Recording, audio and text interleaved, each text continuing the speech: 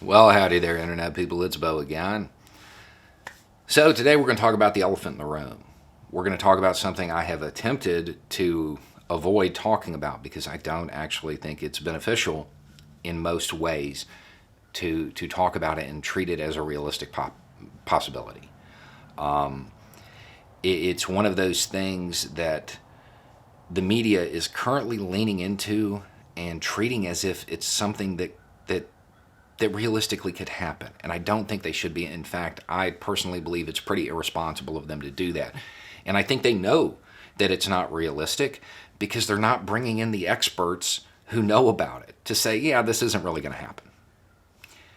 So today we're going to talk about what a sitting president would need to use the U.S. military to maintain control after he or she loses an election. Let me start by saying, in context of today and what's going on right now, if Trump is going to attempt to subvert the election, undermine the Constitution, he's going to attempt to do it through the courts. He's not going to use the military. And we're going to go through the logistics necessary to pull off what is being suggested and kind of hopefully set people's minds at ease. Okay. In this hypothetical scenario, you have a sitting president. He has lost his popularity contest. He is outgoing. He doesn't want to leave. Fine. He wants to use the U.S. military to pacify the country in order to maintain control. What does he need first? Actual control of the military, real control of the actual military. The media is making it seem as though these positions that were shuffled around recently gave him control of the military. That didn't happen. Those are political appointees. They're not even in the military. That is civilian control of the military. It's a concept we have in this country. It's really important. This is one of the reasons why. If Trump or any president was to give the order to those appointees, the next thing that has to happen is they have to tell the actual military, people with stars on their shoulder, that that's about to go down. They have to convince them to go along with it.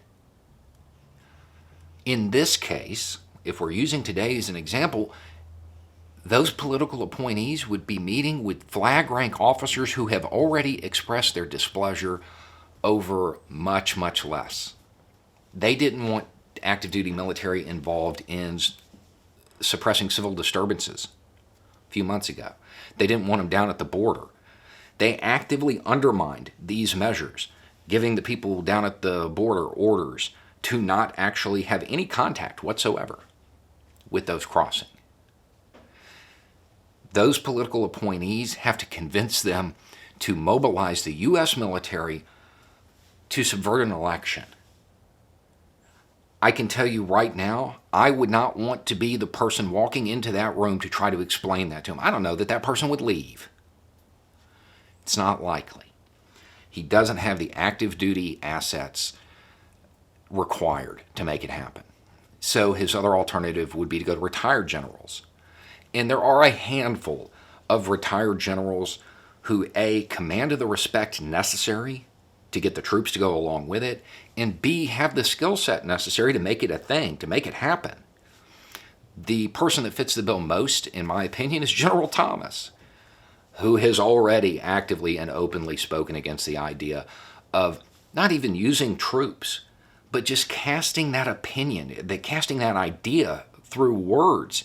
He got mad because somebody referred to the U.S. as a battle space. This is a person who normally keeps their opinions to themselves. But just the idea caused him to speak out. He's not going to go along with it. Those with the skill set to make this happen know the dangers of it, and they're not going to participate. So then Trump has to go to people who are less than qualified. Historically, when this happens, the generals who were passed over in that process, they go to the opposition. In this case, in this hypothetical scenario, they'd go to Biden. That would be the most lopsided strategic battle in history. realistically, from the flag rank officers needed to make this happen, he doesn't have it. That is step one. That is step one. Step two is the logistics. So let's just forget about the fact that he doesn't have the people necessary, the high-ranking people necessary to make it happen. The logistics, what do you need? Same thing you need for anything else. Planning, speed, surprise, and violence of action. That's what you need. The Trump administration is not known for their planning capabilities. Speed. Once the decision is made, once people have been shuffled around and you've got your little meeting with everybody smoking cigars and drinking brandy, talking about, being masters of the universe and all that, the plan has to be enacted like pretty much right then. Otherwise, people get cold feet. Otherwise, people talk to others and risk telegraphing the plan. There's a whole lot of stuff. It has to be done immediately. It wasn't. You need surprise. In this case, it would be surprising the American population. If Trump attempted this, would you be surprised? No, of course not. I mean, he might as well just put it on Twitter that he was thinking about it or at least entertaining it. Well, he did, actually, kind of, when he talked about the peaceful election. Anyway, the point being is that he doesn't have the element of surprise, and you need that for this to go down, because the way it works is the person who is taking power or is trying to maintain power basically has to walk out and be like, hey, that guy who was going to take power or who was already in power, he fell down the stairs. And now I'm in charge. Don't worry, it's just temporary. We're going to have a new election and everything will be back to normal. That's how it works. There has to be the element of legitimacy, so it can't appear planned. If it went down right now, it would certainly appear planned. So, that's out. He doesn't have that. And then you need violence of action. Against whom? Even generals that don't have the skill set to actually pull this off, they've read the manual.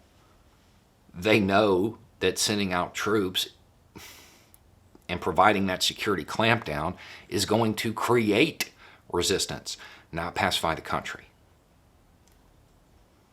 So on the logistical side of things, the four things he needs to actually make it happen, he has none. He doesn't have the flag rank officers, and he doesn't have the logistics. Now let's talk about material. He doesn't have the numbers. I have an entire video somewhere where I actually break down the numbers on this. To pacify a country the size of the United States with the population of the United States, you would have to have an immense amount of manpower. If we were to pull back every single active duty troop from all over the world, deploy them domestically, deploy everybody that's garrisoned in the United States, activate the inactive and active reserves, and bring them all back, we would almost have the minimum number necessary to pretty much guarantee a failure. The manpower doesn't exist. And that isn't taking into consideration the just massive amounts of variations in terrain and the fact that the United States has more guns than people. These are things that aren't really even factored into this. At the end of the day, out of the stuff necessary to make this a reality, the current administration has none. They don't have any of it. This isn't realistic. Could he attempt it and cause a bunch of chaos? Absolutely. He's Captain Chaos. He could certainly do that. But as far as it getting anywhere, it's not realistic. It isn't something you should be scared about, certainly. It's not something you should be worried about. Consider it as a thought exercise more than anything, because it's good to think about things like this. But realistically, given the current climate, it's not a thing. If he's going to attempt to hold on to power and subvert the Constitution, he's going to do it through the courts, not with the military. Okay. So, that being said, hopefully that puts your mind at ease. There is a learning experience here, though. Let's say it does happen. Okay, the percent of a percent of a percent of a percent of a percent. And it does happen. All of a sudden, we find ourselves outgunned, outmanned, outnumbered, outplanned, right? What do we need? How do we resist the subversion of the United States government, the destruction of the Constitution, absolute tyranny. What do we need? Who do we need? We need everybody, right? We need everybody along the spectrum. Because when people think about soldiers, they think about people holding rifles, right? That's what they're really picturing. They're picturing the guy out there in the field, the person out there actually engaging the opposition. In reality, that's only 10% of the military. For every one person you have out there pulling a trigger, you have 10 people typing on keyboards, building bridges, both figurative and literal, running logistics, supplies, all of this stuff, engaging in civil affairs, propaganda, that kind of stuff. You need all of it. War is a continuation of politics by other means. With that in mind, how should we approach politics? We need everybody along the spectrum. Yes, some people are going to advance further, faster, but you still need everybody else. You still need those people that make up the main body. You still need those people in the rear. That's how you build a movement rather than a bunch of individual moments. Right now, and I'm hoping it's just due to everybody being charged because of the election, there is a lot of people, a lot of different groups out there who are generally aligned. They're headed the same direction, but they're fighting with each other instead of cooperating. That should probably stop. Hopefully this shows that, because at the end of the day, if we're treating politics as war, we have to act like it. We need everybody. We need total mobilization. We have to stay engaged.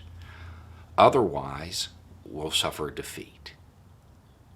Now, I want to just reiterate, realistically, not just Trump, but any president using the military to maintain control of the population after losing an election it's not a realistic possibility. It's not something you should be worried about. It shouldn't be keeping you up at night. Is there a slim chance that it could occur? Yeah. I mean, there's a slim chance that anything could occur. But there are a lot of safeguards in place, intentional ones. And then there's the pragmatic considerations of what it would take to actually succeed. Again, he could cause a bunch of chaos. Absolutely. It's like his thing. Sure. But as far as it getting anywhere, it's just not a realistic possibility. And I don't think the media should be treating it as if it is, because it's scaring people and it's heightening tensions when we should be going the other way. We should be treating this as if there is no realistic way for him to maintain control. Because when it comes to government authority, it's all an illusion. If people believe he can, well, that actually makes it more likely that he can. Government authority is an illusion. Government has authority because people believe it does. If they don't believe it, it doesn't have any authority. All it has is might. And that might gets divided. At the end of the day, any government should have consent of the governed. It does not appear that President Trump has that. So that's how we should treat it, in my opinion. And if the media is going to cover it, and they are going to continually push this idea, they need to bring people on who actually understand this particular type of political violence. And they're out there, they exist, and they're all pretty much saying that this isn't a thing. It's not realistic. If he's going to attempt to maintain control, he's going to do it through the courts. I want to reiterate that as much as possible because we keep seeing the media lean into it. And I think that's a horrible idea on a bunch of levels. Anyway, it's just a thought. Y'all have a good day.